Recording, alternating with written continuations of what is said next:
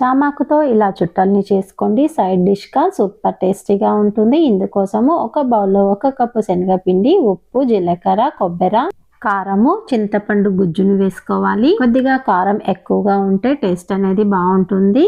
వాటర్ని వేసుకొని బజ్జీల పిండిలాగా కలుపుకోవాలి. చామాకులను వాష్ చేసి తొడిమ తీసుకొని బ్యాక్ సైడ్న మనం కలిపి పెట్టుకున్న పిండిని ఒక లేయర్ లాగా అప్లై చేసుకోవాలి. తర్వాత రోల్ చేసుకోవాలి. అన్ని ఆకులను ఇదే విధంగా రోల్ చేసుకున్న తర్వాత ఆవిరికి 10 నిమిషాల పాటు హై ఫ్లేమ్ మీద ఉడికించుకొని దించి చల్లారనివ్వాలి.